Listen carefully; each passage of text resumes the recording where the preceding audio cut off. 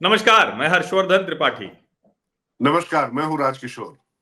राज की बात हर्ष के साथ में राजकिशोर हैं बिहार से और मैं हूँ बैठा नोएडा। तो इसलिए जो ये बातचीत हमारी होगी, तो पूरी ग्राउंड रिपोर्ट भी है और लगातार जिसको कहते हैं ना कि चूँकि अभी अमर उजाला के लिए ढेर सारी खबरें इन्होंने एक्सक्लूसिव कर रखी हैं, तो हम तो वही पढ़-पढ़ के आज सोचे कि आज उसी पे सब पे बात कर लेंगे।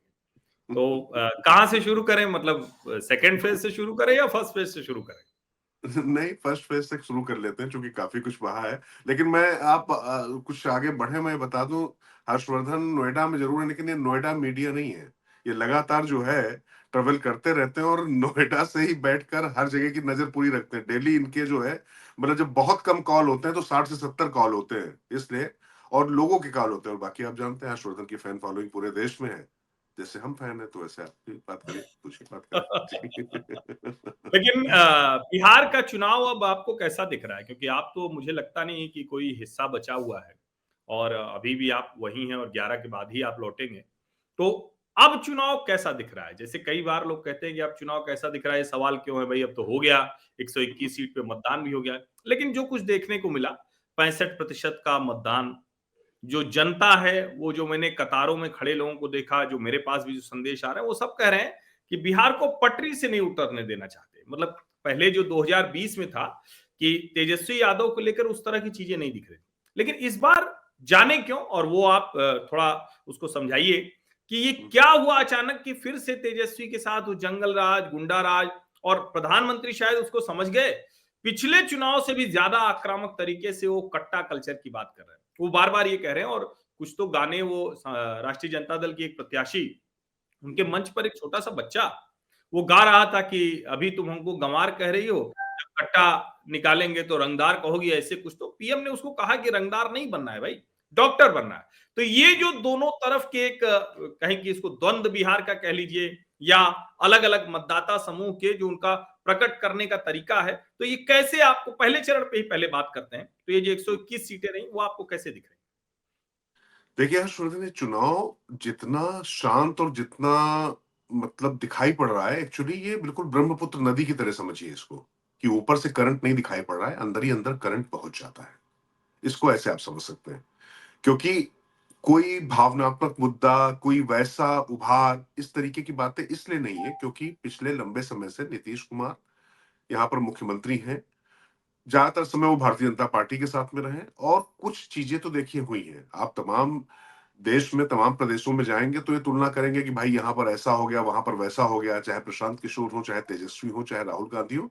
विपक्ष की तरफ से ये बातें उठाना ठीक है, जायज है, विपक्ष का काम है कि अभी भी बिहार में प्रति व्यक्ति आमदनी क्या है, पर कैपिटा इनकम क्या है, पहले क्या था, ये सब चीजें ठीक है। लेकिन जब सवाल उठाते हैं तो इनमें से प्रशांत किशोर को अगर आप छोड़ दीजिए तो जितने लोग हैं सबकी उंगलियां उनकी तरफ भी बढ़ती हैं कि भाई आपके समय में क्या था और कहां से कहां तक अब लाया गया है।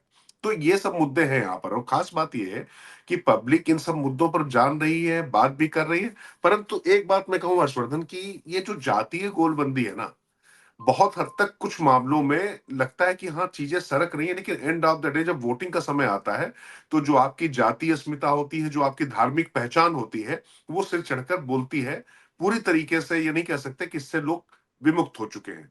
और जो आपने कहा जंगल राज वाली बात, जंगल राज के मुद्दे पर पहले प्रधानमंत्री नरेंद्र मोदी की भी चिंता यही थी कि ये 20 साल पुराना मामला हो चुका है, जो जेनजी आया है उसको कैसे पता होगा इसके बारे में।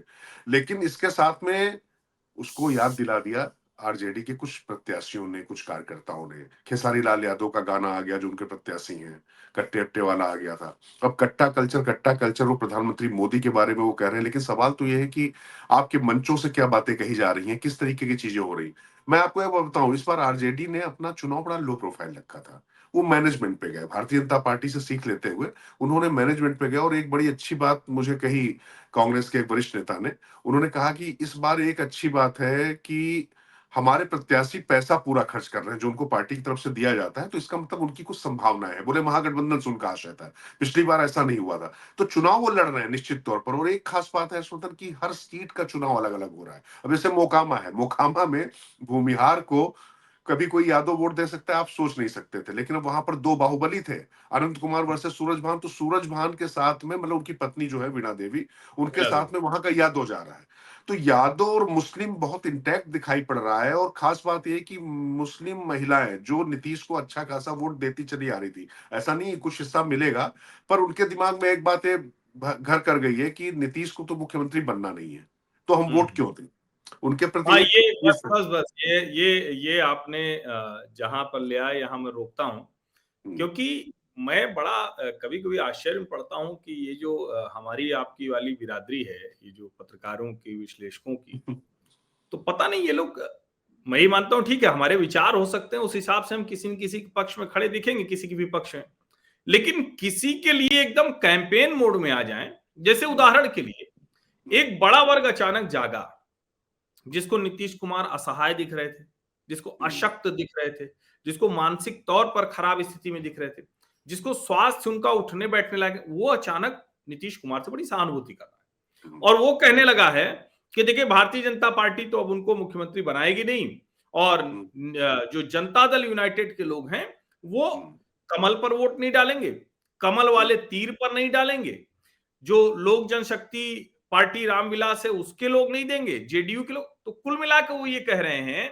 कि हमारी लड़ाई अलग है, हम प्रत्याशी नहीं दे पाए, हम लड़ते रहे, हम 243 पर 255 प्रत्याशी उतार दिए, लेकिन झगड़ा उधर ज्यादा है, उधर दिख नहीं रहा है। और ये मैं समझना इसलिए चाह रहा हूं क्योंकि ये रिकॉर्ड स्ट्रेट होना चाहिए जरा, नीतीश कुमार मुख्यमंत्री नहीं बनेंगे, ये लगभग लगता है एक बड़े वर्ग को, मैं तो उस वाले में हूं जो मानता हूं कि नहीं बनेंगे, लेकिन क्या इसकी वजह से बीजेपी और जेडीयू, जेडीयू और एलजेपीआर ये एक दूसरे को हराने में लगे हैं क्या? ये सवाल बड़ा महत्वपूर्ण है, इसका जवाब बताइए जो है। नहीं हर्षवर्धन, मुझे कम से कम ऐसा नहीं दिखाई पड़ता। मैं आपको एक बात बताऊं, और तो और जाने दीजिए कि एलजेपी के चिराग पासवान के प्रति जरूर कुछ दुराग्रह हैं जेडीयू को, क्योंकि जेडीयू के तमाम लोग को लगता है कि पिछली बार जो नीतीश की जो दुर्गति हुई, जो सीटें इतनी कम हुई, वो चिराग पासवान की वजह से हुई।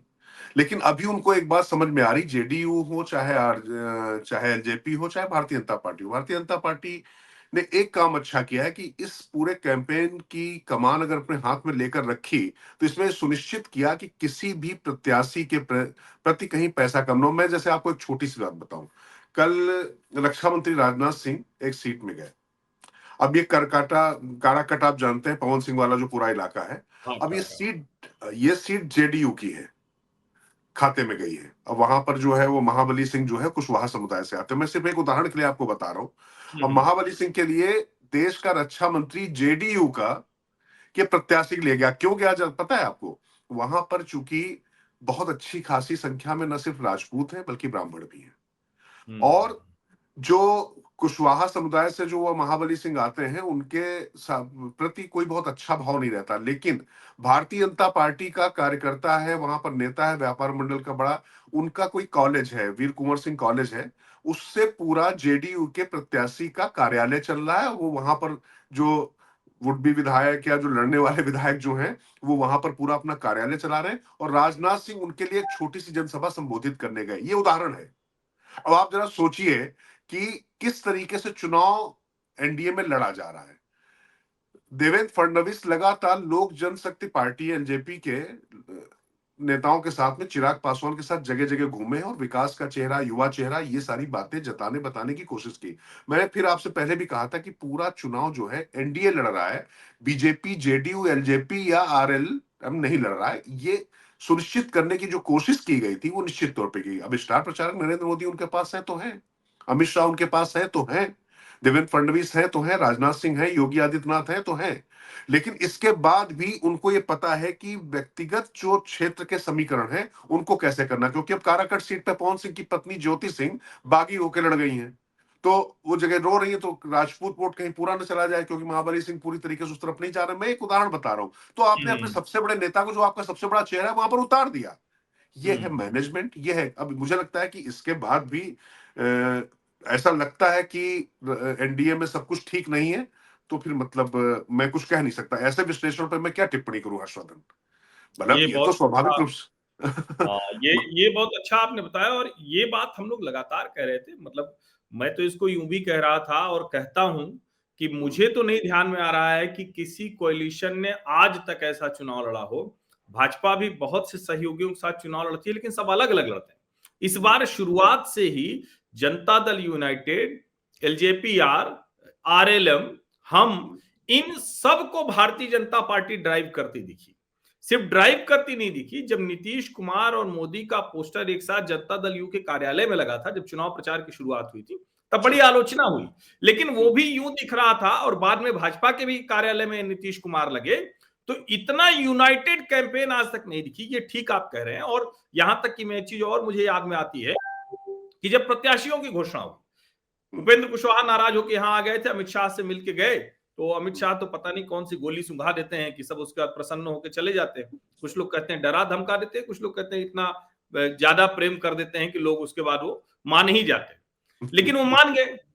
अब मान गए तो उसके बाद हमने देखा कि बीजेपी के हैंडल से वो राष्ट्रीय लोक मोर्चा के प्रत्याशियों का नाम आ रहा है, एलजेपीआर का नाम आ रहा है, जेडीयू का आ रहा है, यानी एक एफर्ट यूनाइटेड दिख रहा है। और उधर क्या है, उधर प्रियंका जी जाती हैं, ऐसी सीट से प्रचार शुरू करती हैं जहां पर माले भी है और कांग्रेस भी है। अभी राहुल जी गए तो राहुल जी कहलगांव चले गए, कहलगांव में राष्ट्रीय जनता दल भी है और कांग्रेस भी है। अब ये मुझे भी नहीं समझ में आ रहा है, मैंने इसीलिए ये स्पेसिफिक सवाल आपसे पूछा, क्योंकि पिछले कुछ दिनों में, मतलब लगभग एक सप्ताह में, मैंने ढेर सारे विश्लेषकों को टीवी पर कहते सुना, और विशेष करके कुछ लोग बिहार से हैं, वो तो गजबे बात करते हैं, वो तो लगता है कि जैसे मतलब उनको कुछ पता नहीं होता, विचित्र विचित्र सी मनोहर कहानियां सुनाते रहते हैं। और उसमें यह भी बताता है कि नीतीश जी आज नाराज हो गए, नीतीश जी ने आज संजय झा को डांट दिया, नीतीश जी ने आज ये कर दिया, वो लोग जो भाजपा के साथ जुड़ गए थे उनको नीतीश जी ने कहा कि अब तुम पे भरोसा नहीं, मतलब ऐसे ही वो बोलते हैं टीवी पर। तो मुझको लगा कि थोड़ा सा इसको समझें। तो ये यूनाइटेड एफर्ट दिख रहा है। अब लेकिन इसमें जो मूल बात आती है, क्या जिसको हम कह रहे हैं कि जो मल्लाह, सन ऑफ मल्लाह के तौर पर मुकेश सहनी, या जो पान पार्टी वाले जो तांती समाज वाले हैं, इस सब का कितना असर आप देख रहे हैं? क्या आपको लगता है कि ये पूरी तरह से, क्योंकि भाई राहुल जी तो छलांग मार गए ना, अब मछली पकड़े क्या किए वो भगवान जाने, लेकिन छलांग तो मार गए थे। तो उसका कितना असर होता दिख रहा है, ये भी एक जानना जरूर। हालांकि अभी राहुल जी उसके बाद चले गए, वो पंचमढ़ी में है, वो मध्य प्रदेश की तैयारी कर रहे हैं, दूरदृष्टि भी है, वो आगे बात करेंगे। नहीं, देखिए हर्षवर्धन, मैं इस पे आऊं। एक चीज मूल जो एकता वाली जो बात आप कर रहे थे ना, किस गठबंधन में क्या एकता है, इसका मूल समझना पड़ेगा। और ये मुझे लगता है कि जो लोग सुन रहे हैं उनको समझ में आ जाएगा कि आखिर क्यों एनडीए अलग अलग तरीके से चुनाव नहीं लड़ रहा है। जेडीयू और बीजेपी के कार्यकर्ताओं के बीच में कोई वैमनस्य नहीं। इसको समझने के लिए आपको एक तथ्य ये समझना पड़ेगा, जेडीयू और भारतीय जनता पार्टी की जब सरकार चलती है तो उसमें जेडीयू फ्रंट सीट पे रहा है, भारतीय जनता पार्टी कार्यकर्ता बैक सीट पे रहा है। उनको वरीयता मिलती रही है क्योंकि मुख्यमंत्री उनके थे। लेकिन जैसे ही वो जेडीयू के कार्यकर्ता इस चीज को एहसास करते हैं, जेडीयू के कार्यकर्ता, मैं नेताओं की बात नहीं कर रहा हूं, मैं उन कार्यकर्ताओं समर्थकों की बात कर रहा हूं, उन्होंने कहा कि सर फर्क ये आ गया, जैसे ही हम गए आरजेडी के साथ में, आरजेडी के कार्यकर्ता जो है ड्राइविंग सीट पे चले गए और हमको तो पिछली सीट पे भी नहीं बैठने दिया, हम गाड़ी के नीचे उतर गए थे। ये कोट अनकोट मैं आपको बता रहा हूं। तो जो बेसिक अंतर है ना, सिर्फ नेता ऊपर नहीं मिले हैं, कार्यकर्ता आपस में मिले हुए हैं। उनको लगता है कि भारतीय जनता पार्टी के साथ में जब जेडीयू के कार्यकर्ता रहते हैं तो वो ज्यादा उनकी सुनी जाती है, उनकी ज्यादा चलती है, उनका अपना महत्व होता है। उनको मालूम है कि आरजेडी के साथ जाने पर वो बात उनके साथ में नहीं रही है, उनका अपना अनुभव कहता है 16 महीने और 17 महीने का। तो ये जो बेसिक अंतर है ना, इसको पहले समझना होगा। अब आपने कहा कि वो ततिया ताती और जो पूरा जो समाज है मल्लाह वाली, निश्चित तौर पर अशोक सहनी, मुकेश सहनी जो आए हैं, तो कुछ वोट तो वो अपने साथ लेकर जाएंगे, अपने साथ सिंपैथी का वोट वो लेकर जाएंगे। अब भले ही ये वोट नीतीश कुमार के साथ आता रहा है, लेकिन इसका बड़ा हिस्सा, मैं फिर आपसे कह रहा हूं, ये बड़ा हिस्सा नीतीश के साथ इसलिए जाएगा क्योंकि उनको लगता है कि यहां तक तो ठीक है कि मुकेश सहनी तक यहां पर आए, राहुल गांधी आ गए, सब चीजें हो गई, पर इसके बाद उनकी क्या उपयोगिता होगी, उसके बाद उनकी क्या स्थिति होगी, ये भय और ये चिंता उनको है। और ये जो जंगल राज वाला जो नैरेटिव है, इसको मैं फिर कह रहा हूं कि खेसारी लाल यादव और उस छोटे से बच्चे को, मुझे उस बच्चे को लेके अफसोस होता है कि उसका तस्वीर वायरल हो रही है। मतलब वो नौनिहाल है, उसको क्या आप सिखा रहे हैं, क्या बता रहे हैं, वो कट्टा और उसकी बातें कर रहा है, ये नहीं होना चाहिए था। लेकिन ये जो इतना वायरल हो गया है हर्षवर्धन, कि मैं कह रहा हूं कि बिहार में कोई भी, मतलब जो है ऑडी से उतर रहा हो चाहे वो रिक्शा चला रहा हो, उसके मोबाइल में वो है क्लिप। और आप जानते हैं कि जिस चीज को याद दिलाने की और जो जताने बताने की कोशिश हो रही थी, ये चिंता है उनके साथ में। हाँ, मैं एक बात कहूंगा कि आरजेडी ने चुनाव इस बार बहुत समझदारी के साथ लड़ा है। आरजेडी, मैं फिर कह रहा हूं कि तेजस्वी यादव ने बहुत ज्यादा समझदारी के साथ चुनाव लड़ा है कि कोई भी बात हुई है, कुछ भी चीजें हुई है, जैसे योगी आदित्यनाथ का भी बयान आया, सब कुछ आया, सीमांचल में गया, वो कोशिश ये कर रहे हैं कि कहीं पर भी ये ना हो पाए कि मुस्लिम वर्सेज हिंदू हो जाए। क्योंकि हम्म। सीमांचल का अब चुनाव है ना, दूसरे चरण का, पहले चरण में मुसलमानों का वोटिंग प्रतिशत बहुत ज्यादा रहा है, महिलाओं का ज्यादा रहा। जानते हैं क्यों रहा है हर्षवर्धन?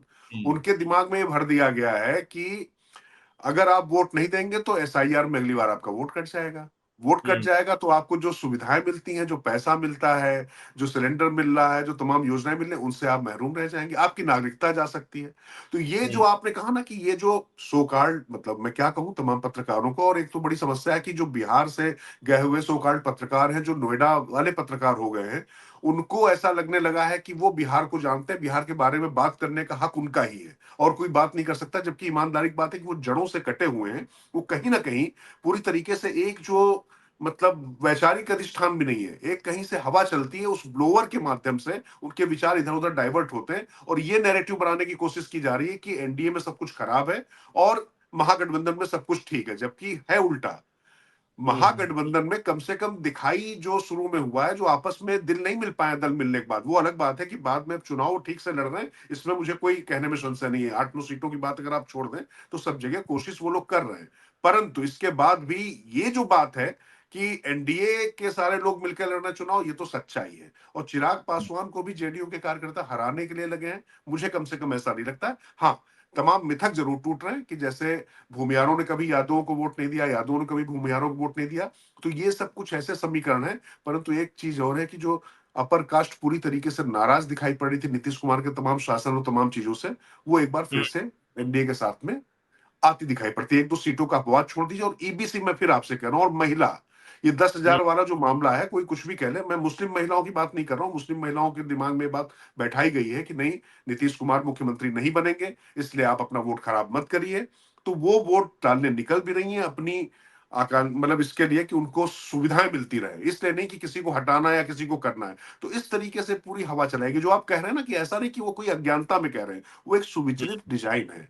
वो कहीं से कुछ चीजें चलती हैं, उसको लेकर वो उनको बोना है और उसी से उनका पूरा जीवन चल रहा, उसी से पूरा उनका अस्तित्व चल रहा। आप यहाँ पर बैठे हुए हैं कि जो विश्लेषण जो है वो करके आप बता पाए अपने दर्शकों को कि क्या चल रहा है। नहीं, उनको दर्शकों को बताना नहीं है, उनको ये नैरेटिव चलाकर कुछ लोगों को उस हवा के साथ में आगे बढ़ाना है, जिसके लिए उनको बहुत सारी चीजें मिल रही है। बाकी आप समझदार हैं हर्षवर्धन। अच्छा, तो फिर ये बताइए, आपने एक नाम लिया कि अब अगड़े नीतीश जी से उस तरह से नाराज नहीं है, मुस्लिम महिलाएं उतना नहीं वोट दे रही हैं।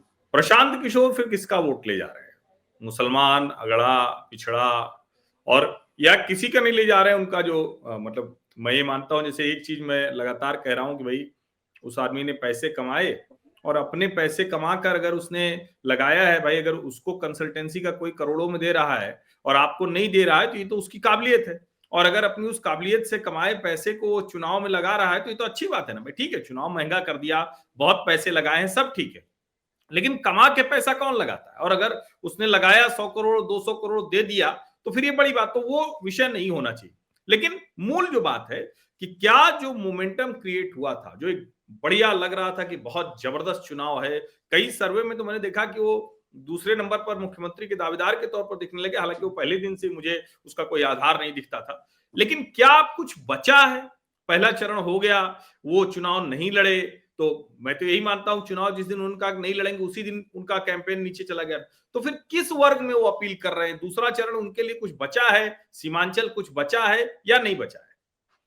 नहीं, उनके लिए पहला चरण मान के चलिए कि हर्षवर्धन हो चुका है, जो भी था। दूसरे चरण में और ज्यादा पोलराइज चुनाव हो रहा है, क्योंकि देखिए जब दो बड़े गठबंधन आपस में लड़ रहे हो ना, तो बीच में मतलब प्रशांत किशोर का प्रयास अच्छा था। प्रशांत किशोर ने नैरेटिव बनाने की कोशिश की, मुद्दे बनाने की कोशिश की। ये सच है कि प्रशांत किशोर को एक क्रेडिट तो देना पड़ेगा कि जिन मुद्दों पर इस बार चर्चा बिहार में हो रही है, वो हम्म। मुद्दों को खड़ा करने का काम, वो हवा बनाने का काम प्रशांत किशोर ने किया। ये क्रेडिट पीके से नहीं छीना जा सकता, इसमें कोई दो राय नहीं। लेकिन आपने बिल्कुल सही कहा कि जिस समय उन्होंने चुनाव लड़ने से अपने आप को किनारा किया, तो लोगों ने कहा भाई सेनापति मैदान छोड़कर भाग गया। दूसरा एक बहुत बड़ा आरोप उनके ऊपर लग गया है। अब ये चाहे आप एनडीए या महागठबंधन की तरफ से जिसकी तरफ से भी कहिए जो लगाया गया, लेकिन ये लोगों के मन में बैठ गया है कि नहीं, इन्होंने प्रत्याशियों से पैसा बहुत ले लिया। और प्रत्याशियों से पैसा लिया, वो टैलेंट हंट की तरह से पर्चे भरवाए थे ना, इससे इतना पैसा कमाया, बाहर से इतना पैसा आया, और उसके बाद वो पैसा ही कमाया, वो चुनाव नहीं लड़े। ये भी एक आरोप लग गया है प्रशांत किशोर पे। सही गलत की बात मैं नहीं कर रहा हूं, मैं सिर्फ ये बता रहा हूं कि जो यहाँ पर माहौल बन गया। और दूसरा ये है कि तमाम लोग को ऐसा लग रहा है कि प्रशांत किशोर को वोट देना कि हम अपना वोट खराब करें। ये एक बहुत बड़ी परिस्थिति है। लेकिन फिर भी मैं आपसे ये कहूंगा कि प्रशांत किशोर को अच्छा मानने वाले बहुत लोग हैं, लेकिन वो अच्छा मानने वाले लोग वोट नहीं दे रहे हैं। ये मैं आपसे कह सकता हूं। उनको लगता था कि वो एक क्या विकल्प के रूप में, क्योंकि अब यहां साफ साफ दिखाई पड़ रहा है कि एक तरफ एनडीए है, एक तरफ महागठबंधन है, इसलिए अब इन दोनों के बीच में किसी के लिए कोई स्पेस बचता नहीं है। तो हम्म। प्रशांत किशोर के वही प्रत्याशी जो जातीय सामाजिक समीकरणों को भेदते हुए दिखाई पड़े, वहीं पर वो फाइट में है। तो कुल मिलाकर वो भी बिहार की जो राजनीति का जो मूल चरित्र अब तक बना रहा है, उसी चरित्र को बदलने वो निकले थे, लेकिन अंततः उनके वही प्रत्याशी लड़ते हुए दिखाई पड़ रहे हैं जो बिहार के उस मूल चरित्र को जो है वहां पर प्रतिपादित करते हैं और उसको जो दिखाते हैं। तो इसलिए हम्म। कुछ अलग वहां पर बचा नहीं। बात आई सीमांचल की। सीमांचल में एक बात इस बार कही जा रही थी कि असदुद्दीन ओवैसी फैक्टर नहीं होगा, मुस्लिम वोट नहीं जाएगा। लेकिन मैं आपको बताऊं हर्षवर्धन, कम से कम 3 से 4 सीटें ऐसी हैं जिसमें ओवैसी के प्रत्याशी जीतने की स्थिति में है। और क्यों जानते हैं? जो उन्होंने, ओवैसी ने कहा कि भाई मैंने तो कहा था कि पांडवों ने 5 गांव मांगे थे, मैंने भी 5 सीटें मांगी थी। उनको 5 ग्राम नहीं दिए, मुझको 5 सीटें नहीं दी। और मुझको एक्सट्रीमिस्ट कहा जा रहा है, जो 4 बार का सांसद है, जो लगातार पूरे देश दुनिया में घूम रहा है, बात कर रहा है, मैं एक्सट्रीमिस्ट हूं, मैं अतिवादी हूं। तो मुसलमानों की हैसियत क्या है ये आप समझिए इस महागठबंधन में। तो उनकी ये हम्म। जो अपील है वो युवाओं को समझ में आ रही है। और खासतौर से मैं फिर कह रहा हूं कि यूथ उनके साथ में, और ओवैसी उनके बीच में, भले ही वोट पिछली बार जितना ना मिले जैसा माना जा रहा है, लेकिन हम्म। ओवैसी का अपना एक फैक्टर है उन 4-5 सीटों पे। और 3 सीटें तो मैं आपसे कह सकता हूं कि उस पे वो बहुत अच्छी फाइट में है। 2 तो मुझे निकलती कम से कम इस बार भी दिखाई पड़ रही है हर्षवर्धन। लेकिन तो ये जो राजकिशोर, लोग, मैं डेविल्स एडवोकेट हो जाता हूँ। अभी आपने हम्म, प्रशांत किशोर के लिए कहा कि हम्म, जब दो लोग जम कर लड़ते हैं, दो समूह, तो तीसरे की गुंजाइश नहीं रह जाती। मैं भी इससे सहमत हूँ। हम्म, तो फिर ऐसा क्यों होगा कि जब एनडीए और महागठबंधन लड़ेगा, तो हम्म, उसमें फिर सीमांचल में कैसे ओवैसी रह जाएंगे? मुसलमान तो ज्यादा रणनीतिक वोट कर देता है ना इस मामले में। उसको तो दिखेगा कि प्रशांत किशोर या ओवैसी किसी को वोट देंगे तो वो भारतीय जनता पार्टी को लाभ होगा, तो वो भला क्यों जाएगा? वो तो चाहेंगे। और चूंकि उनको लग रहा है, जो तेजस्वी किसी भी कीमत पर नहीं चाहते हैं कि हिंदू बनाम मुसलमान हो या मुसलमान बनाम हो, तो वो फिर भला ओवैसी के साथ क्यों जाएगा? नहीं, आपका सवाल अच्छा है। मतलब मैं इसको इस तरीके से देखूंगा हर्षवर्धन, इसको ऐसे कहूंगा मैं कि प्रशांत किशोर के साथ कोई मूल वोट बैंक नहीं था। वो सब जगह से कुछ लेना चाहते थे। ओवैसी पहचान की राजनीति करते हैं, ओवैसी आपके अस्तित्व की राजनीति करते हैं। ओवैसी ये कह रहे हैं कि आपका एक बेटा है, आपका एक भाई है, आपकी कौम का एक बंदा है, जो आपके जज्बात समझता है, आपके हालात समझता है, आपके मामलात समझता है। लेकिन उस व्यक्ति के साथ में किस तरीके, पीके ने कभी ये नहीं कहा कि मुझको एनडीए में ले लो या वो ले लो, वो तो कह रहे थे दोनों चोर हैं, दोनों को हटाओ। ओवैसी ने कहा कि एनडीए के खिलाफ मुझे महागठबंधन में आना है और मैं एक चेहरा हूं, मैं एक ताकत हूं, 5 सीटें हमने जीती थी, हमें 5 सीटें दे दीजिए। तो उनका वहां पर लॉजिकल, वहां पर एक वो बन रहा था। और दूसरा क्या है कि मुसलमान निश्चित तौर पर टैक्टिकल वोटिंग कर रहा है, पर जो उनके अपने प्रत्याशी हैं, जो इतने दिनों में सीमांचल में जो उनका जनाधार तैयार हुआ है। और एक कहीं ना कहीं ये बात कि भाई देखिए, ओवैसी को एक्सट्रीमिस्ट, मैं फिर कह रहा हूं कि ओवैसी को एक्सट्रीमिस्ट कहना तेजस्वी की सबसे बड़ी गलती थी। तो मुसलमानों को लग रहा, देखिए ये बात तो एनडीए वाले नहीं कह रहे हैं आतंकवादी, इनको अतिवादी नहीं कह रहे हैं, तेजस्वी ने अतिवादी कह दिया। वोट चाहिए मुस्लिम समुदाय का, लेकिन मुस्लिम समुदाय का जो सबसे पढ़ा लिखा और एक ऐसा चेहरा जो ना मोदी से डरता है, ना जो लालू से डरता है, किसी से डरता नहीं है। वैसी की छवि है मुसलमानों के बीच में कि वो किसी से डरता नहीं है, सब जगह अपनी बातें खुलकर करता है, पढ़ा लिखा है, बैरिस्टर है। ये सब चीजें आप बिहार में किसी से भी पूछ लीजिए, सबको पता उनके बारे में। तो हम्म। प्रशांत किशोर पहली बार चुनाव लड़ रहे हैं, वैसी अपने आप को स्थापित कर चुके हैं। और मुसलमानों के मामले में मुद्दा यह है उनकी पहचान, उनकी कौम का मामला है। और जब हम्म। कौम के प्रतिनिधित्व की बात आती है, तो भाजपा को हटाने के लिए भले ही तेजस्वी के साथ लोग जाना पसंद करें, क्योंकि सीमांचल में एक बात ध्यान रखिएगा, वहां पर यादव भी हिंदू हो जाते हैं, वहां पर माई समीकरण टूटता है हर्षवर्धन। और तो और हम्म। जाने दीजिए, तमाम जो बड़े बिजनेसमैन हैं मुसलमानों के, वो भी चाहते हैं कि ये जो सरकार चल रही चले, क्योंकि उनका काम धंधा ठीक से चल रहा है। ये मतलब मैं आपको अंदर की बात बता रहा हूँ, तो ये कुछ अरे विषय चलिए, है। तो फिर एक सवाल इसी से, चूंकि आपने काम धंधे पे ला दिया और वो बड़ा हम्म, महत्वपूर्ण है, हम्म, तो अब उसामा शहाब भी लड़ रहे हैं, हाँ, और कई जगहों पर ये चर्चा होने लगी कि भाई अनंत सिंह को तो दिया जनता दल यूनाइटेड ने। अभी मैं एक बड़ा अच्छा लेख पढ़ रहा था, और उसकी एक लाइन मुझे बड़ी अपील की। ये शायद स्वामीनाथन एस अंकलेसरिया अय्यर का है। उन्होंने एक बात कही है, अगर मैं ठीक ठीक मुझे याद आ रहा है, तो उन्होंने उसमें लिखा कि तेजस्वी कुछ भी कर ले, हम्म, लेकिन अगर सत्ता में आ गए तो 1 से 2 साल के भीतर जो गुंडे हैं, जो अपराधी हैं, जो बड़े क्रिमिनल हैं, उनको कंट्रोल वो नहीं कर पाएंगे। ऐसा मैं जब उसको पढ़ रहा था तो ऐसा मुझे दिखा। आप वहां पर हैं, अब जंगल राज से लेकर ये इस तरह की चीजें जब लोगों के मन में आती हैं, अच्छा ये तो सच है नीतीश कुमार को कोई कुछ भी कहे, लेकिन किसी जिले में या पूरे राज्य का कोई अपराधी, कोई गुंडा हो जाएगा, ये तो संभव नहीं था। ये चुनाव में कितना असर कर रहा है? नहीं नहीं, ये असर है हर्षवर्धन, और मुझे लगता है कि तमाम जो बहुत बड़ी बड़ी योजनाएं हैं, उन योजनाओं के साथ में मैं फिर कह रहा हूँ, 10,000 रुपए नीतीश की सबसे बड़ी ताकत है। वो शायद ना जाता तो चुनाव इतना मतलब आसान नहीं था, चुनाव बहुत कठिन था। लेकिन इसके बाद भी लोगों के मन में एक बात तो है, वो किसी भी दल का व्यक्ति हो, किसी का भी समर्थक हो, वो ये बात मानता है कि नीतीश के राज में वो अपने आप को ज्यादा कंफर्टेबल महसूस करते हैं। और जिस तरीके की ये टेलर ना कि बच्चे हम कट्टा चलाएंगे, ये गाने चलाएंगे, जो रील्स चली हैं, और आज की तारीख में जो है रील्स का रियल लाइफ में बहुत ज्यादा महत्व हो गया है। वो आपकी साइकी दर्शाता है, आपका मनोविज्ञान दर्शाता है, और ये साफ साफ दिखाई पड़ रहा है कि बहुत से लोग इंतजार कर रहे हैं कि भैया हम कब, जब हमारे भैया आवे उसके बाद हम लठ में तेल पिलावें और भांजें। तो ये जो तेल पिलावन लाठी भजावन वाला जो एक जो संस्कृति है, और आप कहेंगे कि इस समय क्या क्राइम नहीं है? क्राइम निश्चित तौर पर है, लेकिन क्राइम को संरक्षण देने वाली सरकार नहीं है। ये लोगों के मन में, दिलो दिमाग में ये बात है। तो ये बहुत बड़ा मुद्दा है, और मुझे लगता है कि ये तमाम जगहों पर ये चीजें वहां पर लागू होती हैं, और ये सिर्फ शहरों में लागू नहीं होती है, गांव के छोटे छोटे जो तमाम हिस्से हैं वहां पर भी लागू होती दिखाई पड़ती। तो यही एक ताकत है। मैं फिर कह रहा हूं ना कि एक बस केवल मुद्दा रहा है हर्षवर्धन, कि नीतीश को लेकर जो कंफ्यूजन रहा है ना, वो कंफ्यूजन कहीं ना कहीं महागठबंधन ने उसको भुनाने की कोशिश की है, सब कुछ करने की कोशिश की है। ये बात है। और बाकी आपने जिनका नाम लिया, स्वामीनाथ अंकलेश्वरन अय्यर, इनका परिचय तो आपको पता ही होगा ना, मणिशंकर अय्यर जी के भाई हैं। तो वो देखिए, जब कुछ आकलन कर रहे चूंकि हैं। अच्छा लेख लिखा, हाँ देखिए मैं यही खोज ही रहा था, मैंने कहा कि बात जो है, देखिए इन्होंने एडिटोरियल लिखा है, बट फॉर बैलेट वाई ये Nitish be a victim of ET में आता है ना उनका, शायद मेरे ख्याल टाइम्स से ऑफ इंडिया में। टाइम्स ऑफ और इंडिया में। इसमें देखिए ये हाँ मैं ये लाइन पढ़ रहा हूँ, hmm, Tejashwi emphasizes employment rather than caste war, यानी तेजस्वी हम्म, यादव वो रोजगार की बात कर रहे हैं, जाति की बात कम कर रहे हैं। हम्म, लेकिन अगली लाइन क्या है? But said a businessman, even if he starts by keeping the old dons under control, hmm, they will become unmanageable after a year और टू। वो कह रहे हैं कि अगर पुराने वाले गुंडे बदमाश को मैनेज भी कर लिया, कंट्रोल भी कर लिया, तो दे hmm, will become unmanageable after year और टू, यानी 1 से 2 साल के भीतर उन पर नियंत्रण रख पाना तेजस्वी के लिए कठिन होगा। ये हम्म।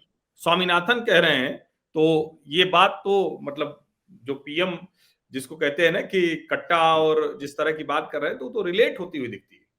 नहीं नहीं, ये सच है। और ये मैं आपसे कह रहा हूँ ना कि एक बहुत बड़ा वर्ग है, वो इंतजार कर रहा है कि आने दो, बताएंगे तुमको। तो गांव में हम्म, ये सब चीजें भी लोगों को सुनाई पड़ी। लेकिन मैं वही कह रहा हूँ कि तेजस्वी ने इस पे बड़ा कंट्रोल करने की कोशिश किया। श्रोता, तेजस्वी की तारीफ इस मामले में मैं करूंगा कि जरा भी मतलब कहीं पर भी कुछ ऐसा उन्मादी भाषण हो जाए, कहीं पर इस तरीके की लाइन जाए, ये तेजस्वी ने बचाने की कोशिश की। लेकिन अब करोगे क्या? तेजस्वी अपने आप में किससे किससे बचे? पहले तेज प्रताप से बचे, पहले मीसा से बचे, पहले रोहिणी से बचे, परिवार में उनका अपना एक अलग संघर्ष चल रहा है, फिर उसके बाद गठबंधन की अपनी उनकी एक समस्याएं आती हैं।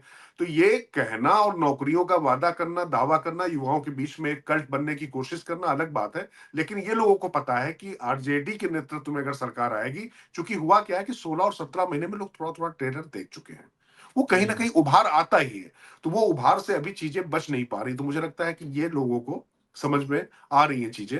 और ये सही है कि अनंत सिंह इधर है तो उधर भी ओसामा है, उधर मुन्ना शुक्ला की बेटी है, और कुल मिला के आप देखिए जो बातचीत करने के जो मीतलाल तौर यादव तरीके, है, बहुत है, बहुत है, बहुत सारे उनकी लोग हैं। फैमिली में। तो अच्छा तो चलिए अब इसी पे इसको रोकते हैं चर्चा को, क्योंकि अगली बार जब हम लोग बात करेंगे तब तक तो इसकी बात करें, तो ये जनता जनार्दन है, किसी को जिता सकती है, कैसे भी चुनाव पलट सकती है, और भारत की जनता तो इसीलिए है ना, वो अनप्रिडिक्टेबल है, उसको समझना है। लेकिन एक सवाल तो बात कर ही के आगे बढ़ेंगे, तो ये ठीक ठीक बताइएगा जो है, हम फिर कह रहे हैं नीतीश कुमार, समय हो गया अब उनका, अब उनको मुख्यमंत्री रहना नहीं चाहिए। ठीक है, इसको लोग चाहे जैसे इस्तेमाल करें, लेकिन मुझे लगता है कि नीतीश कुमार मुख्यमंत्री नहीं रहेंगे। और एक बात आज और मैं कह रहा हूं, निशांत भले चुनाव नहीं लड़े हैं, लेकिन निशांत का राजनीतिक तौर पर कैसे उनको स्थापित किया जाएगा, ये भी 14 के बाद देखना होगा। अब आप बताइए क्या लग रहा है, अभी नीतीश कुमार ने दबाव बना लिया है, जनता दल यूनाइटेड ने दबाव बना लिया है, मुख्यमंत्री वो बने रहेंगे या क्या होने वाला है? देखिए हर्षवर्धन, एनडीए की अगर सरकार बन रही है तो यह मान के चलिए कि शपथ तो नीतीश ही लेंगे, ये आप मतलब तय मान कर चलिए। अब इसमें कोई बहुत ज्यादा और गुंजाइश बची नहीं है। वो अलग नहीं बात है कि उनके साथ में किस तरीके की व्यवस्था की जाती है, क्योंकि इस बात से मैं आपकी बात से मैं आधा सहमत हूं, आधा असहमत हूं। आधा ये सहमत हूं कि नीतीश जी को नहीं होना चाहिए, क्योंकि नीतीश जी की वाकई स्थिति ऐसी नहीं है। लेकिन नीतीश जी के बगैर सरकार नहीं बनती, ये मैं आपको बिल्कुल स्पष्ट बता दे रहा हूं, और यही बता रहा हूं कि जमीन पर महागठबंधन ने इसी को फैलाने की कोशिश की, क्योंकि जो 4-5% वोटों का जो स्विंग हो सकता था, उसको करने की उन्होंने कोशिश की है। वो अलग बात है कि यहाँ पर प्रधानमंत्री और तमाम लोगों ने उस पर बात करने की कोशिश की, लेकिन तमाम पुराने बयानों को आधार बनाने की कोशिश की गई। तो मुझे ऐसा लगता है कि बनेंगे तो मुख्यमंत्री नीतीश ही, अगर इनकी सरकार आती है। और मतलब उसके बाद कुछ समय बाद ये परिवर्तन हो सकता है, ग्रेजुअली होगा, तत्काल नहीं हो पाएगा। बस मुझे इतना चलिए, कहना है। इसी पर इस चर्चा को अल्प विराम देते हैं अगले सप्ताह के लिए, और देखते हैं, लोकतंत्र है, जनता तय करती है, वही तय करेगी कौन जीतेगा, कौन हारेगा। लेकिन बिहार जीते, बिहार सही रास्ते पर चले, ये बड़ा ज़रूरी है। आप सभी का बहुत-बहुत धन्यवाद। धन्यवाद।